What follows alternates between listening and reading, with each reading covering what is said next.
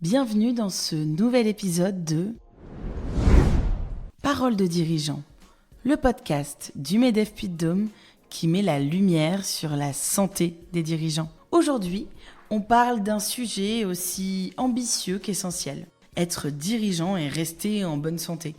Pas juste tenir, pas juste performer, être bien, être épanoui, heureux. Est-ce que c'est possible ? Est-ce que c'est réaliste ? Et surtout, comment peut-on y arriver ? Pour en parler, nous accueillons Quentin Trio, responsable de service accompagnement des entreprises chez Malakoff Humanis et spécialiste de la santé mentale des dirigeants. Avec lui, Arnaud Courdès, cofondateur de Baby Move, dirigeant chez OnMove et vice-président de l'association 60 000 rebonds. Ils nous partagent leurs expériences, leurs convictions et des pistes concrètes pour construire une vie de dirigeant qui a du sens et qui rend heureux. Moins de solitude, plus d'équilibre, moins de tabous, plus d'authenticité, moins de contrôle, plus de confiance. Un épisode inspirant à écouter avec le cœur et un carnet de notes. Bonjour Arnaud. Je me présente, Quentin Trio. Moi, je travaille chez Malakoff Humanis. J'ai une double casquette chez Malakoff Humanis. Je suis en charge du sujet de la santé mentale des dirigeants avec une chaire au sein de l'EM Lyon. Et à côté de ça, je suis le manager des équipes consultants sur l'Île-de-France et les Hauts-de-France. Donc, c'est tous les services additionnels qu'on va pouvoir proposer aux dirigeants d'entreprises de toute taille et de tout secteur d'activité. Bonjour, moi je m'appelle Arnaud Courdès, je suis le cofondateur d'une marque de puériculture qui s'appelle Baby Move, qui est présente en France, à l'étranger depuis plus de 25 ans. Maintenant, je suis depuis 4 ans, en fait, on a quitté avec mes associés en fait les manettes, j'ai envie de dire, de la société. On a pris un peu de recul opérationnel, on est resté actionnaire et maintenant en fait j'accompagne des startups, des PME, des ETI, j'investis aussi dans des startups et puis à côté de ça j'ai toujours été pas mal impliqué dans les associations, dans le milieu associatif territorial, donc je suis vice-président régional de l'association 60 000 rebonds qui accompagne des entrepreneurs qui ont liquidé leur boîte. Et on les accompagne en fait pour se reconstruire personnellement et professionnellement. Voilà. Heureux de pouvoir échanger avec toi ce matin sur le sujet du bien-être des dirigeants. Je pense qu'avant de rentrer sur quelle est la définition du bien-être et de savoir est-ce qu'on a la même perception, la même vision, moi j'ai une conviction personnelle au-delà du sujet du bien-être, c'est qu'un dirigeant qui s'occupe de lui, donc les dirigeants qui s'occupent d'eux prendront mieux soin de la santé de leurs salariés, et dire que ce sujet, bien entendu, qu'il est personnel et qu'il faut le prendre à titre personnel, mais ça va du coup influencer sur pas mal de personnes au sein de l'entreprise, et que ce sujet d'entreprise, territoire de santé de manière globale, et on peut voir la définition qu'on en a de la santé, c'est quelque chose de très important, et donc c'est important aussi bien pour sa santé à lui et tous les champs que ça va intégrer, mais également ce que ça peut avoir comme rebond et répercussions au sein de l'entreprise. Si on rentre sur le sujet de la définition de la santé, je ne sais pas quelle sera toi ta vision, mais nous on n'a rien trouvé de mieux que la définition de l'Organisation mondiale de la santé, à savoir que la santé d'un dirigeant, mais la santé de manière globale, c'est un bien-être physique, psychique et social, et bien les 3 champs, et c'est pas seulement l'absence de maladie ou d'infirmité. C'est compliqué, après on peut mettre d'autres termes, on peut envisager plein d'autres choses, mais c'est ce qui fait le plus consensus sur la place, et ce qui, de mon point de vue, est assez marquant, parce que on va prendre la santé physique, et on le voit de suite, de dire je vais faire un tour de vélo dans le coin, je tombe et je vais avoir une entorse, une fracture, et donc là je suis touché. La santé mentale et le parti social qu'on met un petit peu de côté, je pense, sur la partie des dirigeants, la notion d'isolement, on y reviendra, je pense tout à l'heure sur ces éléments, mais nous on n'a rien trouvé de mieux, on n'a rien trouvé d'éléments qui marquent plus un dirigeant quand on lui évoque un peu ces termes, parce qu'elle n'est pas très longue, elle est assez claire. Je ne sais pas ce que tu en penses, est-ce que tu as une autre définition, est-ce que toi tu as ta propre définition ? Non, elle est très bonne. Après, c'est vrai que moi, je trouve que la santé du dirigeant, c'est vraiment comme les fondations d'une maison, quoi. En gros, si ça commence à fissurer, si ça commence à craquer, je pense que c'est tout l'édifice de l'entreprise qui peut vraiment tomber. La santé, moi, j'aime bien. Il y a un mot qui résonne pas mal en moi quand on parle de la santé du dirigeant, c'est l'équilibre, en fait. Et d'une manière générale, c'est tout cet équilibre entre, et tu l'as évoqué, bien entendu, la santé mentale, la santé physique, qui est importante. Et moi, je rajouterais une troisième santé que je me suis un peu créée pendant 25 ans, qui est la santé, je ne sais pas comment l'appeler, mais je dirais la santé relationnelle, c'est-à-dire le bien-être qu'on prend au contact des autres. Donc, je suis tout à fait d'accord avec la définition que tu as donnée. C'est juste que je rajouterais effectivement cette dimension qui est importante pour moi. Et surtout, moi, à travers ce que je vis en tant que dirigeant, ce que je me rends compte aussi, on parle souvent de la santé mentale, de la santé physique. Moi, je trouve que dans les trois que j'ai cités, en fait, elles sont toutes nécessaires. Et j'entends parfois que si on a la santé physique, en gros, on va avoir la santé mentale. Si on a la santé mentale, c'est mieux pour la santé physique. Enfin, je crois vraiment que c'est l'alignement des trois qui est vraiment important. Il faut vraiment avoir les trois, quoi. Concrètement, si on n'est pas en forme d'un point de vue mental, ça va être difficile d'aller faire du sport.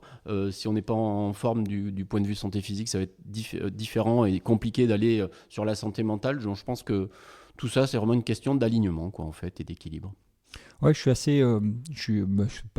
suis totalement d'accord avec ce que tu viens de dire. Un premier constat, et j'essaierai d'être pas trop chiant avec les chiffres, si je peux me permettre l'expression.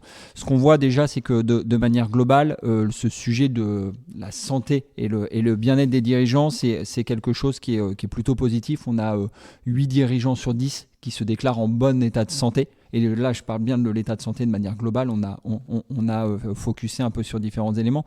Donc, on voit que le constat est quand même bon. Creusons les différents items. Et je suis totalement d'accord sur l'impact et le lien des trois sur les différents sujets. Je poursuis un petit peu parce qu'on est dans une année particulière. Je sais qu'il y a eu un podcast sur le stress et je vous invite à l'écouter. Mais le sujet de la santé mentale, c'est un état de bien-être qui permet à chacun de réaliser son potentiel.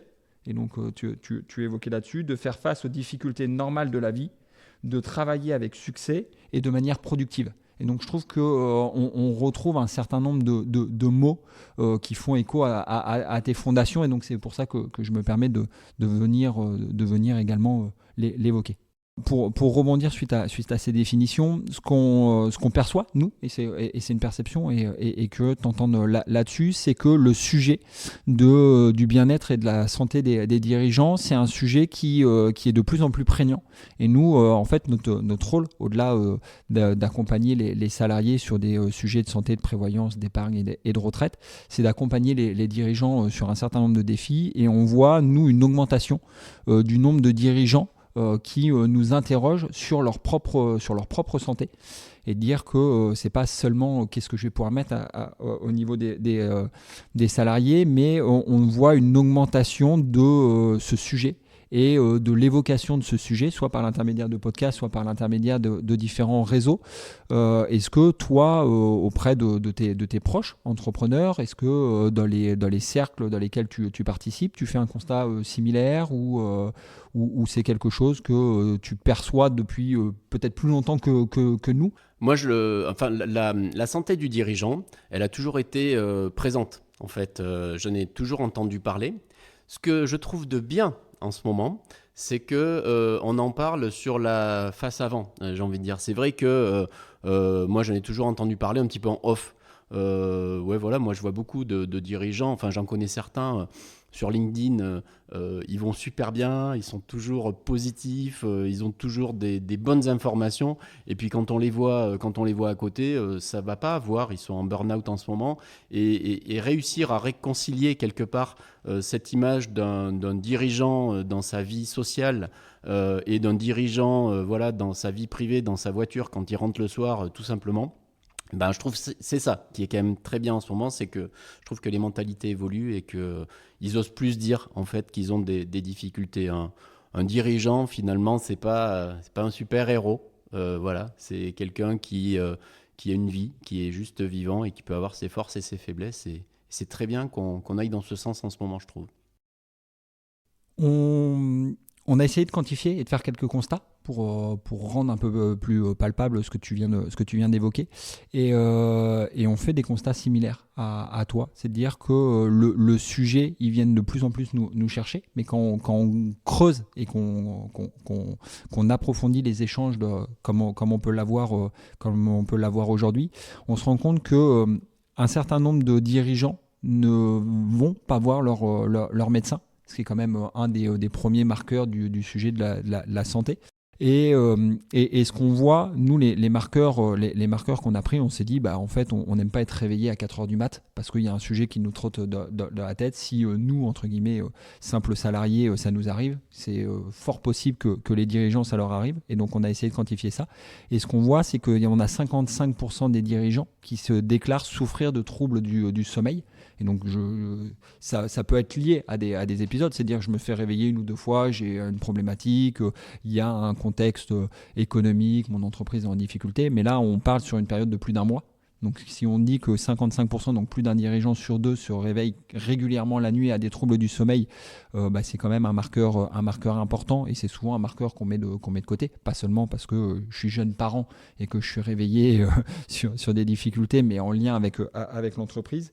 Et après, on a un deuxième élément, c'est la capacité à décrocher. De dire on voit le lien entre le pro et les persos.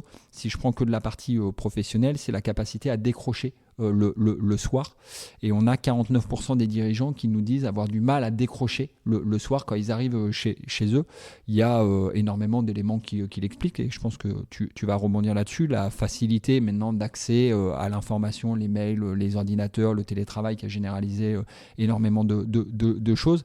Mais il y a aussi sa capacité soit à mettre des barrières. Et donc, pour rebondir sur ce que tu as dit, on voit une augmentation de l'évocation de ce sujet, mais on a des constats forts qui montrent que la réalité derrière est un peu différente de je suis en bonne santé, je montre une image positive qui peut être un peu orientée Instagram, j'ai envie de dire je suis beau, LinkedIn, hop, avec mon Comex, on a fait ça, et que la réalité est un peu différente sur les constats qu'on arrive à faire lorsqu'on échange et lorsqu'on creuse un peu le sujet avec eux. Oui, c'est vrai que moi je suis complètement d'accord avec ce que tu es en train de dire. Je trouve que dans tout ça, en fait, c'est vrai que moi en tant que dirigeant, ça va un petit peu mieux maintenant. J'ai 50 ans, je suis sage, on va dire, c'est l'âge qui arrive à la sagesse. Mais c'est vrai que toute ma vie de dirigeant, j'ai mal dormi le dimanche soir. Et j'en connais beaucoup qui dorment mal en fait le dimanche soir. Moi, j'arrivais pas à m'endormir le dimanche soir. Cette sortie du week-end, je pense que beaucoup doivent comprendre de quoi je parle. Cette sortie du week-end, on a passé un bon moment et qu'on commence à ruminer dans sa tête tous les problèmes qui vont nous arriver demain matin en arrivant au boulot. C'est vrai que moi, globalement, je pense que dans ma vie, j'ai jamais dormi la nuit du dimanche au lundi. Donc, le sommeil, c'est un vrai sujet. Et je trouve que qu'est-ce qu'on rumine dans ces moments-là ?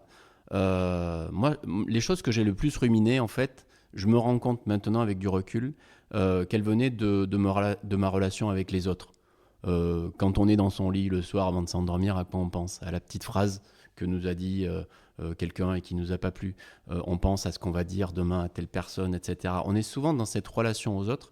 Et en tout cas, ce que j'en ai retiré de tout ça, c'est que la relation aux autres, très souvent, elle nous bouffe de l'énergie. Et c'est vrai que on a écrit avec mes associés, on vient de sortir un bouquin qui s'appelle L'art de s'associer et qui parle beaucoup en fait. Donc là, on est sur la thématique des associés, comment s'associer, comment bien vivre ensemble. Mais je pense que ça peut être généralisé d'une manière générale aux relations qu'on a avec les autres dans l'entreprise. Et on se rend compte que avoir une bonne relation aux autres, c'est courageux. En fait, il faut du courage. Il faut se dire, je vais traiter en permanence cette relation. Et un peu comme dans un couple, il y a beaucoup de personnes dans l'entreprise, etc., qui se disent ça va passer. Tiens, je vais pas lui dire, j'ai un petit peu un nœud dans le ventre là, mais oh, ça va passer, je vais pas lui dire tout de suite. Bon, puis c'est peut-être l'autre personne à côté de moi qui pourrait lui dire. Enfin, parce que et c'est vrai que d'avoir ce courage dans la relation aux autres de dire les choses, de dire bah tiens, ce que tu m'as pas dit, ce que tu m'as dit là, en fait, ça m'a pas plu. Comment on pourrait mieux fonctionner ensemble?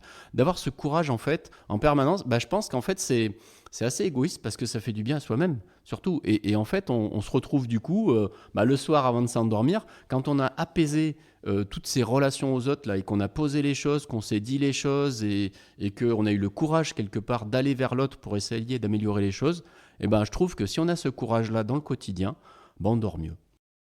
Ultra intéressant, parce que naïvement, et je trouve l'échange intéressant là-dedans, naïvement on pourrait se dire que, et sans faire de politique, que l'actualité dans le monde, que l'impact économique que ça peut avoir dans l'entreprise va vous impacter. Je mets une généralité dirigeant, et en fait tu apportes un éclairage un peu nouveau sur les échanges et sur l'humain, et je trouve ça moi très intéressant. C'est-à-dire que souvent on sort l'impact en disant c'est lié à l'économie en dehors de mon entreprise, alors que là ce que tu viens d'évoquer c'est en interne, les échanges, les discussions qui ont une répercussion sur toi, et je pense que ça fait écho à beaucoup de personnes qui nous écoutent.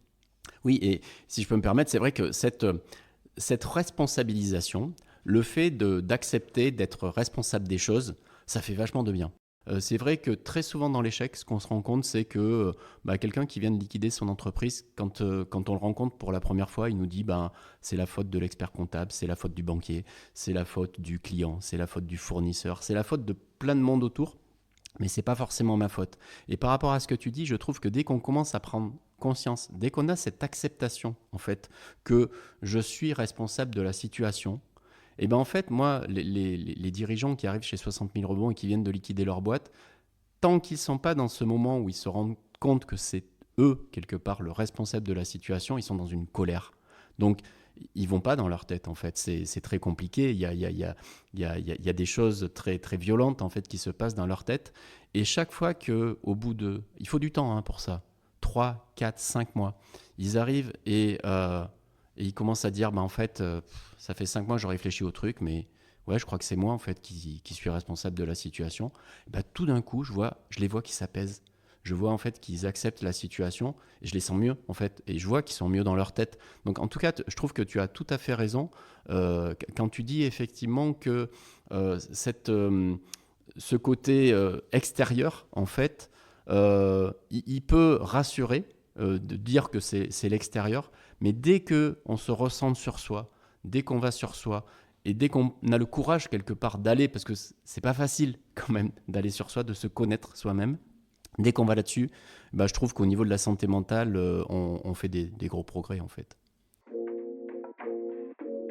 Ça me fait penser à quelque chose. Souvent, quand on évoque le sujet de la santé et le bien-être des dirigeants, on parle de cette notion de tabou. Est-ce que le fait de liquider son entreprise, qui est clairement pris au début comme un échec, de dire j'ai mis mon entreprise en difficulté, potentiellement j'ai mis des salariés au chômage, comment toi tu perçois cette notion de tabou ?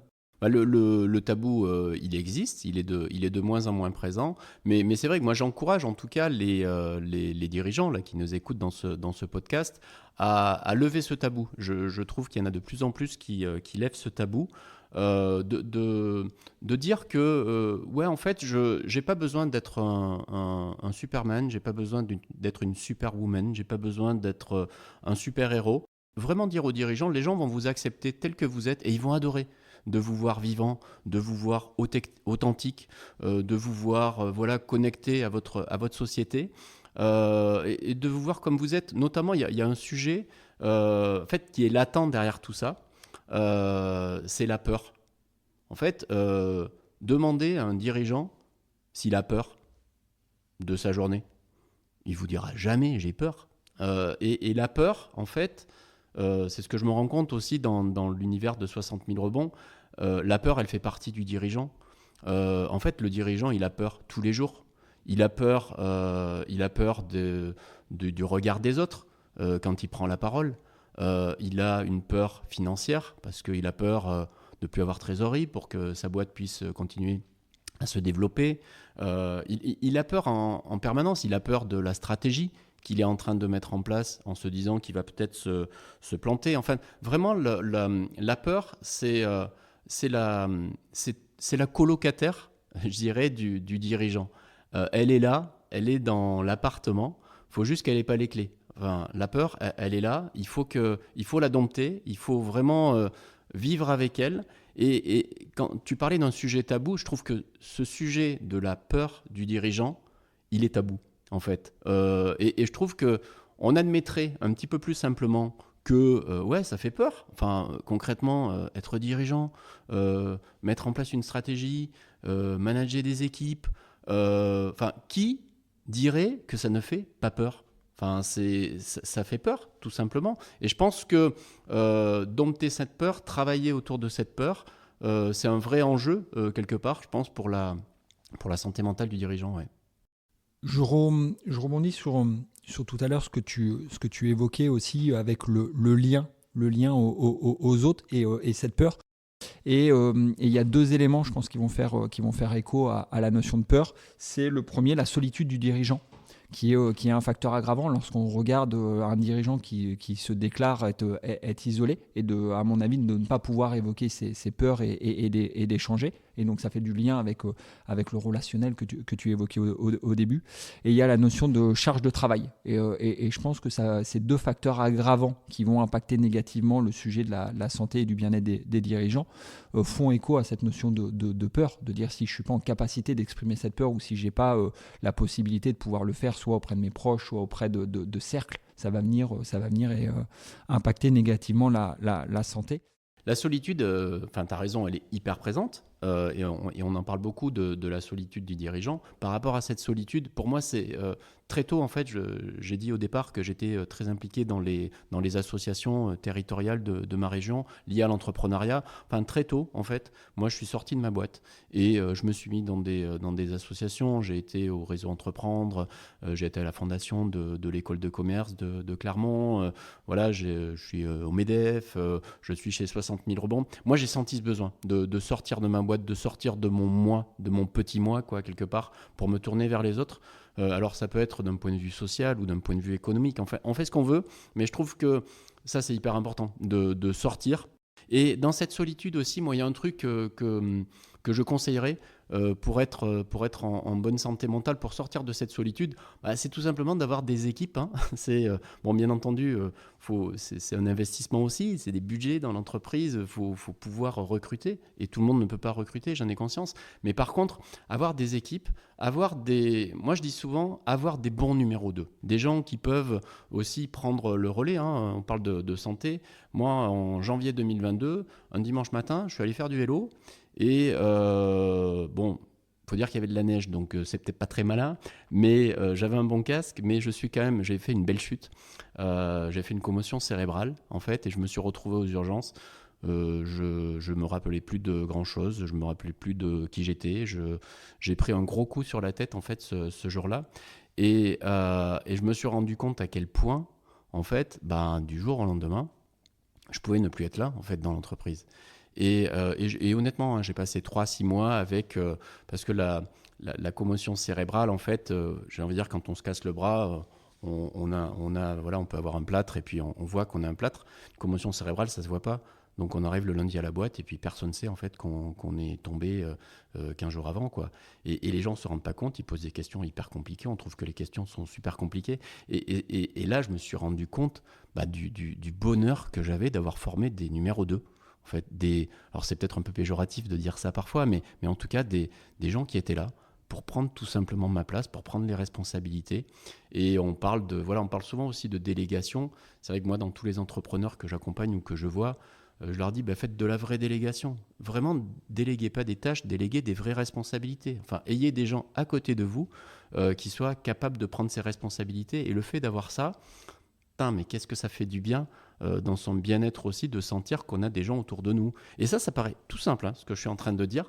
Mais alors, je peux vous dire que j'en vois plein qui le feront pas, qui vont pas avoir des vrais supports à leur côté.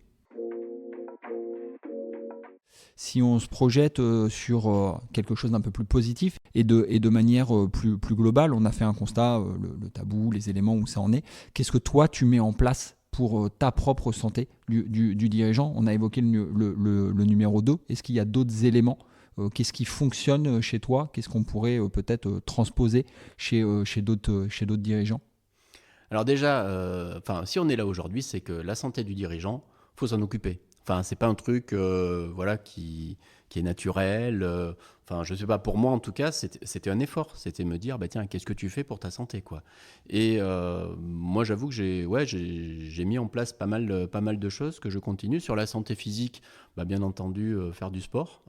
Ça paraît tout bête de dire ça aujourd'hui, mais faire du sport, trouver le temps de faire du sport. Moi, j'avoue que sur le sport, je fais 3 types de sport toujours. Du cardio dans la semaine. Moi, je fais du RPM, c'est du vélo cardio, ou alors je cours à pied. Un sport un peu muscu, toutes les semaines, je fais ma musculation. Et du yoga, un sport plus bien-être. Et moi, j'ai toujours eu ma routine matinale, 15-20 minutes, tous les matins, d'une routine yoga, quoi, en fait, qui me fait du bien. Donc c'est vrai que le sport, d'une manière générale, c'est hyper important. Mais c'est aller marcher. C'est pas grand-chose, parfois, de faire du sport. Tout le monde n'a pas le même niveau de sport. Mais c'est juste avoir cette conscience de se dire, je vais faire un truc, là. Et il faut que j'aille faire un truc. On parlait de la santé mentale tout à l'heure. Moi, il y a quelques trucs au niveau de la santé mentale que j'ai toujours fait. Le premier, c'est d'avoir un coach. Moi, pendant 25 ans, j'ai eu une coach, en fait, que je voyais régulièrement. Et elle me challengeait, elle me posait des questions. Elle était aussi psychologue. Donc, c'est vrai que je pense que je voyais bien, à travers ces questions parfois, qu'on allait chercher un petit peu plus au fond des choses. Et puis, il y a un truc aussi que j'ai toujours fait, c'est d'écrire. Et ça revient un petit peu à faire le débriefing du match. Mais vraiment se poser pour se faire un petit peu le récap de la veille et se dire qu'est-ce que je retire de la journée d'hier et qu'est-ce que je prévois de faire aujourd'hui. Et un truc tout bête, j'ai l'impression de dire parfois des choses qui sont même c'est du b.a.-ba, mais se fixer 3 priorités par jour. Se dire aujourd'hui, c'est quoi mes 3 priorités?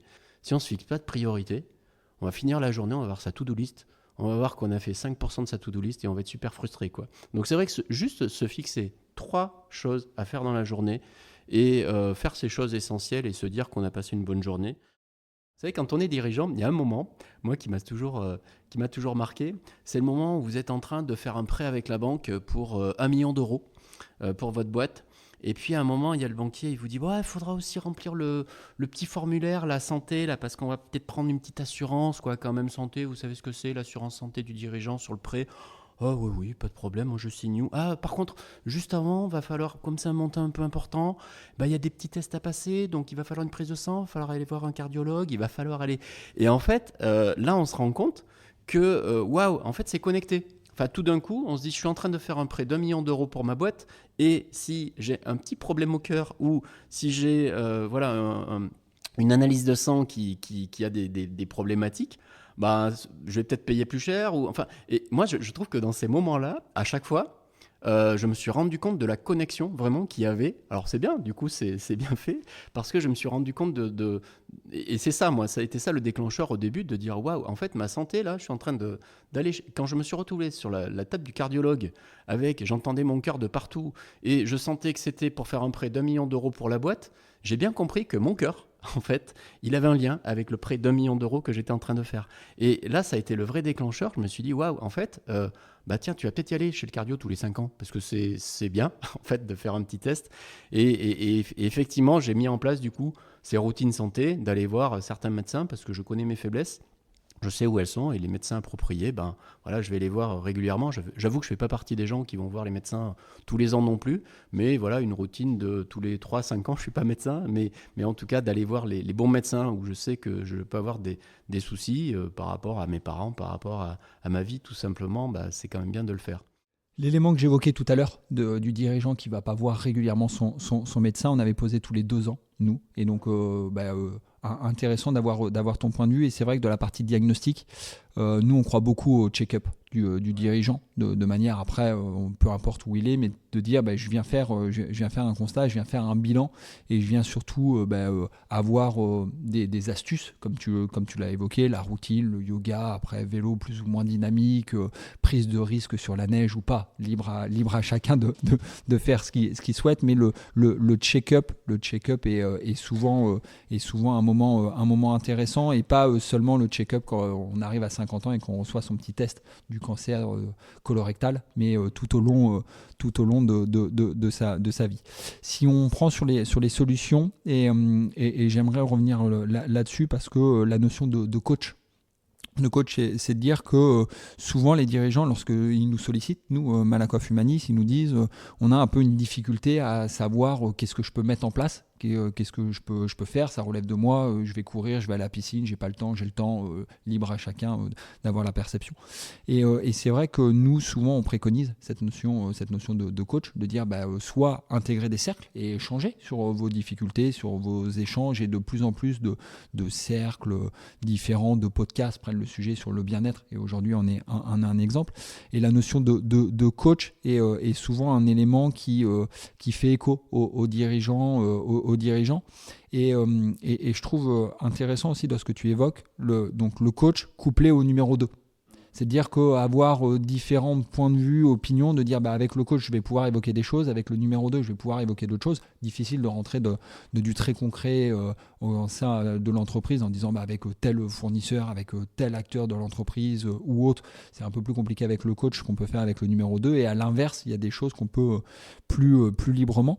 Le coach, toi, comment t'en es arrivé au constat de dire j'ai besoin de ce coach, un peu toujours avec cette même logique de dire qu'est-ce qui a été la préintention de basculer sur le coach, et qui pourrait faire écho à des dirigeants qui nous écoutent là à l'heure actuelle.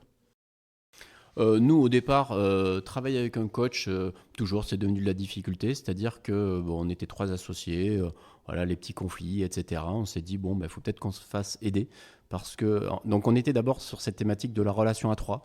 On s'est dit, on va se faire aider. Et on a pris tous les 3 la même coach, en fait, qui nous a accompagnés individuellement. Alors, elle ne disait pas ce que chacun lui disait, mais en tout cas, elle savait, en fait, quelles problématiques on pouvait avoir individuellement, et du coup elle nous a aidés à résoudre des conflits entre nous. Donc nous, c'est parti de conflits qui pouvaient exister entre nous 3, parce que dans l'association il y a forcément des conflits, il y a forcément des moments où ça va pas. C'est parti de là, et c'est là qu'on a décidé de se lancer avec une coach.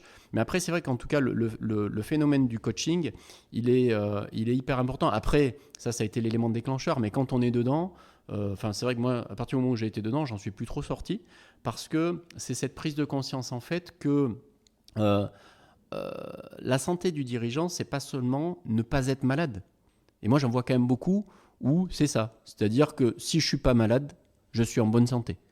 Non, la santé du dirigeant, c'est être lucide, c'est être présent, c'est être dans la prévention, en fait, des choses. Et c'est ça le mindset, en fait, qu'il faut un petit peu changer. C'est de dire, c'est je m'en occupe, quoi, quelque part. C'est pas si je suis pas malade, tout va bien. Je m'en occupe. Et le coaching, c'est ça. C'est de se dire, tiens, je vais prendre 1 heure, en fait, tous les mois. Et le coaching, en fait, se met en fait dans cette logique de routine, et on a un moment pour soi. Alors moi, il y a du coach en fait sur du développement personnel. Maintenant, on a des coachs de vie, on a des coachs sur la santé, et c'est très bien, parce qu'effectivement, du coup, on a plein de personnes qui peuvent nous aider à être dans cette prévention. Et il y a un point en fait sur lequel je voudrais revenir. En fait, on a parlé tout à l'heure du burn-out du dirigeant. C'est l'impact en fait que le burn-out peut avoir sur l'entreprise et sur la stratégie de l'entreprise. C'est vrai que j'accompagne aussi des dirigeants, je rencontre des dirigeants tous les jours, et je me rends compte à quel point c'est pas anecdotique. Et le burn-out peut arriver à diminuer l'énergie de l'entreprise. Le burn-out peut arriver, bien entendu, à avoir des impacts sur les équipes. Et ça, c'est une vraie responsabilité aussi du dirigeant, c'est de se rendre compte que la boîte, en fait, là, on n'a pas le choix, elle a besoin d'énergie pour se développer. La boîte, en fait, elle a besoin d'équipes qui sont au top, qui ont de l'enthousiasme, qui vont voir des clients, qui ont la pêche, qui ont la banane, qui ont le sourire, qui ont envie de développer l'entreprise. Et c'est vrai que tous les problèmes de santé que peut avoir le dirigeant, que ce soit d'un point de vue mental ou physique, elles vont avoir des impacts sur la stratégie de l'entreprise. Elles vont avoir des impacts sur l'énergie, tout simplement, qu'il y a dans l'entreprise. Et c'est hyper important d'avoir conscience que on la voit, cette énergie diminuer dans l'entreprise. Et beaucoup de dirigeants, en fait, n'ont pas forcément conscience de cela. Et c'est pour ça que il y a aussi un point que il y a plein de choses qui se font sur des cellules d'écoute du dirigeant pour les écouter, pour avoir un moment où je peux parler des choses. On est au MEDEF, c'est vrai que le MEDEF a notamment mis en place une cellule d'écoute à laquelle j'ai participé avec des dirigeants qui sont dans la difficulté et qui viennent tout simplement parler. Et qu'est-ce que ça leur fait du bien? Parce qu'en fait, pendant 1 heure ou deux, en fait, ils nous disent en fait tout simplement leurs difficultés. Alors parfois on peut les aider, parfois on peut pas les aider. Mais en tout cas, moi, les dirigeants que j'ai vus dans le cadre de cette cellule d'écoute, ils ont eu un point commun, c'est qu'à chaque fois, ils nous disent, vous êtes les seules personnes à qui j'ai pu tout dire, en fait, parce que toutes les autres personnes que je connais, mon banquier, mon client, mon collaborateur, va être dans le jugement, alors que là, j'ai pas ressenti de jugement. Donc effectivement, je pense qu'il faut profiter de ces cellules d'écoute qui se mettent en place. Super initiative qui permet en tout cas de se poser et de faire du bien à sa santé mentale, tout simplement. Merci de réévoquer ce sujet. Pour conclure, donc il y a deux éléments un peu marquants. Le premier, c'est que le sujet de la santé des dirigeants, c'est un enjeu majeur, aussi bien à titre personnel pour le dirigeant que pour l'entreprise. Tu viens d'évoquer à juste titre les difficultés et la répercussion que ça peut avoir au sein de l'entreprise. Et le deuxième point, c'est concrètement, qu'est-ce qui a été évoqué durant ce podcast sur le sujet de la santé et du bien-être, c'est on voit une augmentation de la demande. On voit que c'est un sujet entre guillemets de moins en moins tabou, même si on ne voit pas de différence de tabou entre un dirigeant et un salarié, qu'il y a cette notion de prise de conscience que ce sujet de la santé est importante pour moi, dirigeant, et pour les répercussions que ça va avoir auprès des salariés, des collaborateurs, qu'il y a un constat, un bilan, un diagnostic, on l'appelle un peu comme on veut, et ça dépend des champs importants à faire. Et que derrière, malgré le fait qu'on ait la perception, et souvent à juste titre, que les solutions sont difficiles à trouver, il en existe un certain nombre. Elles sont des fois personnelles et des fois un peu plus simples ou difficiles à mettre en place. On a évoqué l'activité physique, on a évoqué le numéro 2, on a évoqué l'intégration des réseaux. Tu viens d'évoquer juste un instant la cellule d'écoute psychologique, mais c'est de se dire, je viens évoquer ce sujet, je viens m'entourer de personnes, je viens poser des questions après un diagnostic ou pas, un bilan, une action qui va mener à pousser à faire des choses, et que malgré tout, ce qu'on a vu, c'est un certain nombre d'éléments positifs. C'est dire que tout ce qui a été mis en place, il n'y a pas un moment où on s'est dit que cette action-là n'a pas été positive, soit pour toi, dirigeant, soit au sein de ton entreprise. Et merci pour ton éclairage en tant que dirigeant, tes différentes casquettes qui ont permis d'ouvrir le débat. J'ai pris énormément de plaisir à échanger avec toi ce matin, et j'espère que les différents auditeurs ont pris du plaisir à nous écouter ce matin.